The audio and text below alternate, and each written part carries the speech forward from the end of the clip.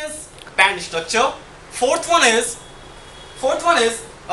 semiconductor material, then property of semiconductors, then p-n junction, and last one is application. Let's move on next slide. The next slide is introduction. We have two types of solid. First one is crystalline solid and second one is amorphous solid. All metals and semiconductors are crystalline solid, while wood, plastics and rubbers are amorphous solid. Amorphous solid haven't defined shape. Let's move on next slide. The next slide is classification. Solid materials are classified into three categories. First one is conductors, second one is semiconductors, and third one is insulators. Conductors. Conductors are those materials which conductivity is very high. They have large number of free electrons which carry electric current. The example of conductors are silver, aluminium, gold and copper. Semiconductors. Semiconductors are those materials which conductivities lie between conductors and insulators. They have large number of free electrons than insulators and less number of free electrons than conductors. They have another very interesting quality. We can change its conductivity by adding some impurity. The example of semiconductors are silicon and germanium. Let's move on next slide. The next slide is insulators. Insulators are those materials which conductivity is very bad. They have no free electrons in the conduction band and they have very high resistivity. So question can arise, what is resistivity? Resistivity is the property of material that shows how strongly the material opposes the flow of electric current. The example of insulators are glass, rubber, plastics, etc. Let's move on next slide. The next slide is forbidden energy gap.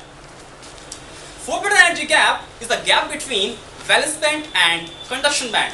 All electrical solid material have got valence band and conduction band. I am giving you example, silicon. Silicon is a semiconductor, and in the case of semiconductors, the energy gap between the valence band and conduction band is 1 electron volt. So if you want to send the electron from valence band to conduction band, then we will have to apply some extra energy, and this extra energy should be more than energy gap. Let's move on next slide.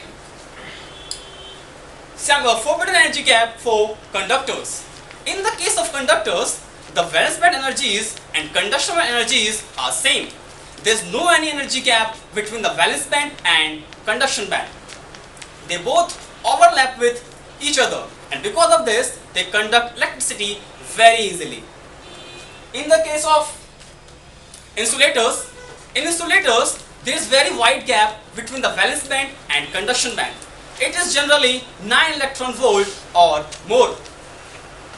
So if we want to send the electron from valence band to conduction band, then we will have to apply some extra energy, and this extra energy should be more than 9 electron volt. But it is not possible, because if we will apply 9 electron volt on any material, then the material will burn. Let's move on next slide. For semiconductors. In the case of semiconductors, there is not very wide gap between the valence band and conduction band. It is 0.72 electron volt for germanium and 2.12 electron volt for silicon.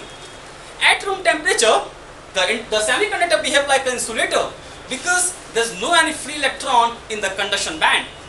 But by giving some extra energy, the semiconductors conduct electricity. Let's move on next slide.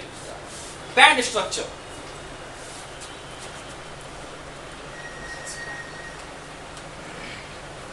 In this diagram, we can see that this is the conductor, it is semiconductor and insulators. In the case of conductor, this is valence band and this is conduction band. So there is no any energy gap between the valence band and conduction band. And in the case of semiconductors, there is some gap between the valence band and conduction band. It is 1 electron volt. So if you want to send the electron from valence band to conduction band, then we will have to apply 1 electron volt extra energy. And in the case of insulators, there is very wide gap between the valence band and conduction band. It is 9 electron volt. So insulators can't conduct electricity. Let's move on next slide. The next slide is semiconductor materials. Semiconductor materials are of two types. First one is intrinsic semiconductor and second one is extrinsic semiconductor. Intrinsic semiconductor is a pure form of semiconductor. There is no any impurity. At room temperature, intrinsic semiconductor behave like an insulator because there is no any free electron in the conduction band. But by giving some extra energy, the electron jump from valence band to conduction band and they can conduct electricity. Silicon and germanium are the example of intrinsic semiconductor. Those material which have got 4 valence electron is called intrinsic semiconductor. So the question can arise, what is valence electron? Valence electron is the number of electron in the outermost cell. I am giving you example, silicon. Silicon has got 14 electrons, and if we will distribute these 14 electrons into the cell, then it will distribute like 2, 8 and 4.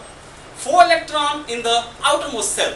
So it means the valency of silicon is 4. So it is intrinsic semiconductor. Let's move on next slide.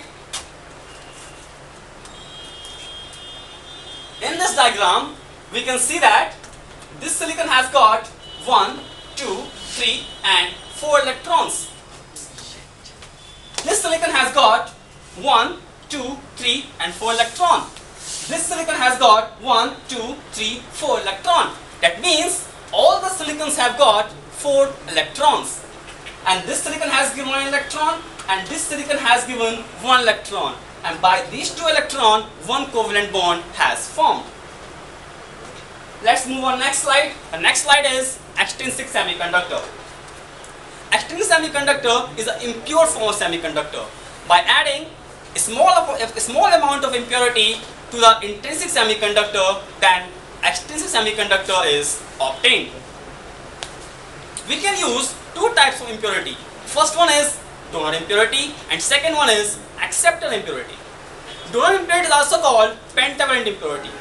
Those atoms which have got 5 valence electrons is called pentavalent impurity, and they can donate 1 electron to other material, so it is also called donor impurity. The example of donor impurity is phosphorus and arsenic.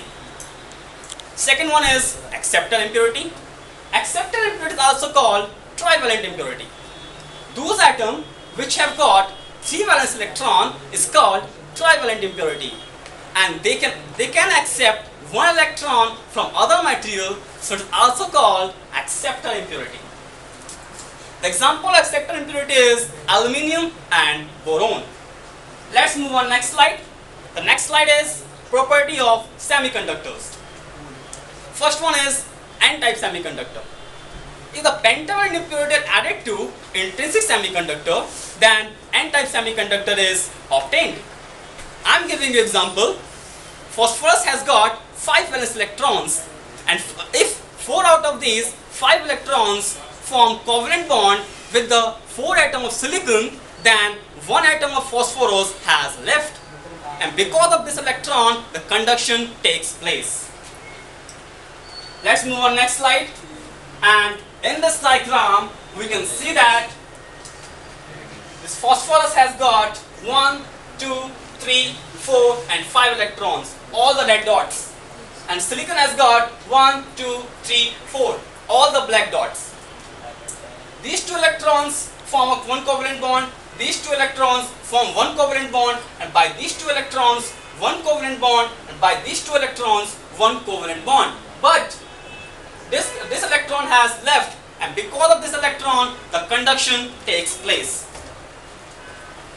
Let's move on next slide. The next slide is p-type semiconductor. If a trivalent impurity is added to intrinsic semiconductor, then p-type semiconductor is obtained. I am giving you example.